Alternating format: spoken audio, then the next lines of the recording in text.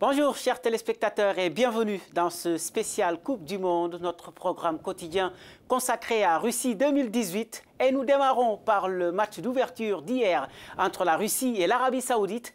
Et les Russes qui créent la sensation en écrasant les Saoudiens sur le score sans appel de 5-0. Le résumé avec Narcisse Doumbé et Ignatius Annor. Succès éclatant de la sélection russe 5-0 face à l'Arabie Saoudite lors du match d'ouverture de la Coupe du Monde 2018. Les hommes de Stanislas Tchetchesov se mettent rapidement à l'abri dès la 12e minute grâce à un but de Yuri Gazinski. Denis Cherichev, auteur d'un doublé, le premier de ce mondial, marque le but du break juste avant la mi-temps. Artem Dzyuba à la 71e et Alexander Golovin dans les arrêts de jeu enfoncent davantage les Saoudiens. Le second match de cette poule A oppose ce vendredi l'Égypte de Mohamed Salah à l'Uruguay de Luis Suarez. Mais le match, considéré comme le choc du jour, est celui qui oppose le Portugal, champion d'Europe en titre, à l'Espagne qui vient de se séparer de son sélectionneur, Julen Lopetegui.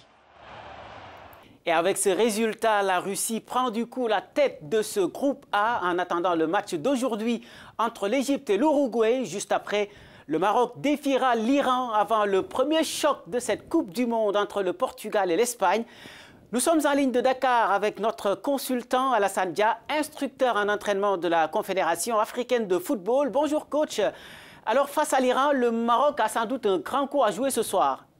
Oui, je pense que ce match-là, c'est une finale parce que le Maroc et l'Iran ne sont pas favoris de ce groupe. Donc le vainqueur de cette rencontre peut espérer ne pas porter le bonnet d'âne et plus même peut-être créer l'exploit d'éliminer un des deux ténors.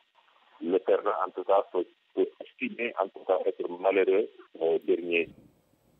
Alors, l'autre équipe africaine en lice aujourd'hui, c'est l'Égypte, même sans Mohamed Salah, qui, selon son entraîneur, pourrait jouer ce match.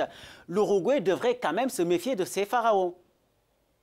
L'Uruguay a tout intérêt, en tout cas, à prendre très au sérieux tous les matchs qu'elle va livrer dans ce pool, mais notamment ce match contre une équipe d'Égypte, très revanchable, en tout cas, après justement l'intelligent Mohamed Salah. Sergio Ramos lors de la finale de la Ligue des Champions. C'est pourquoi il faut prendre en tout cas une équipe d'Égypte qui sera bien présente et qui voudra faire en tout cas en sorte que l'équipe de Salah ne soit pas une excuse pour ne pas être performante. Donc voilà, en tout cas, moi je m'attends à un match serré, costaud. Merci beaucoup Alassane Dia. Je rappelle que vous serez notre consultant pendant toute cette Coupe du Monde. Quoi qu'il en soit, les supporters des Pharaons, eux, restent optimistes, comme vous pouvez le découvrir dans ce micro-trottoir de notre correspondante au Caire, Hajar Toufik. L'Égypte est considérée comme la sélection la plus faible de son groupe. Malheureusement, c'est la réalité, surtout après avoir vu la faible performance de nos joueurs lors des matchs amicaux. Le seul espoir reste Mohamed Salah.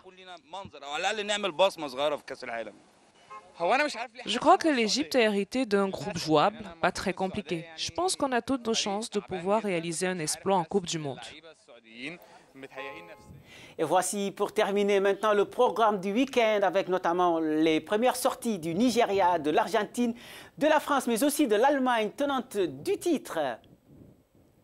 C'est la fin de ce Football Planet spécial Coupe du Monde, mais la discussion se poursuit sur les réseaux sociaux et nous attendons aussi vos pronostics sur notre site www.africanews.com. À lundi en compagnie de Victor Mouissio. Excellent week-end à vous.